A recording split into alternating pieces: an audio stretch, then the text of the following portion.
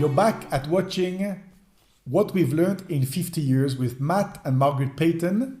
Margaret from England, Matt from Scotland, and 50 years ago they came to France as singles, met, then married, and they've been in France ever since. 50 years of amazing stories. Today we're going to be talking about how God provided in times of needs.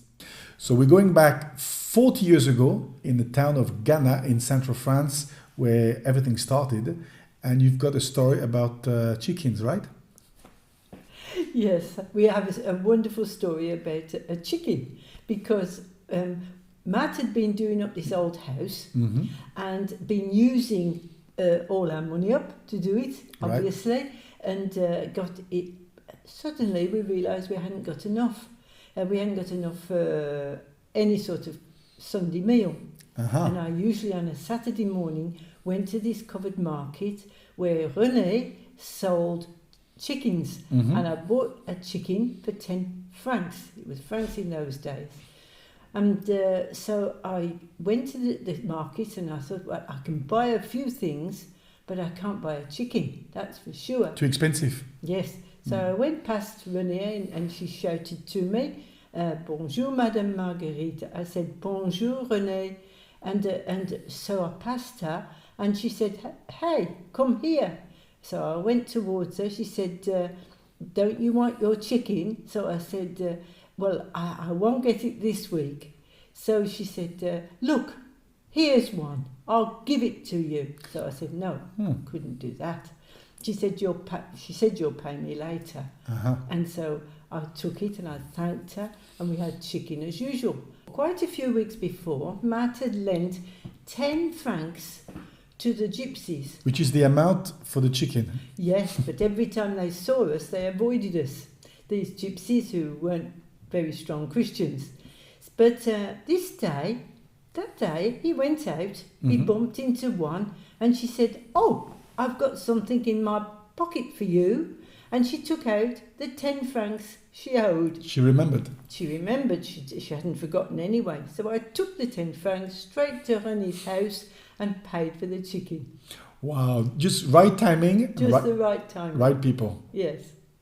So we're still in the small town of Ghana. It's not about chickens, it's about chairs. What happened? We got this old building, but we hadn't got any chairs. So we said to the people, please bring any old chairs you've got.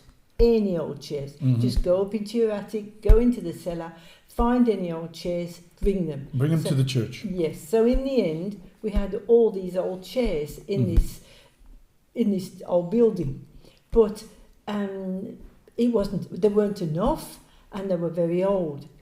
Not long after, what happened? We always invited the gypsies to the morning service on Sunday. So there they come back again, the gypsies. Yes, the Christian gypsies came back. But this time, after our morning service, they came up to us and the pastor of the gypsies put his hand in his pocket and he drew out a wad of notes.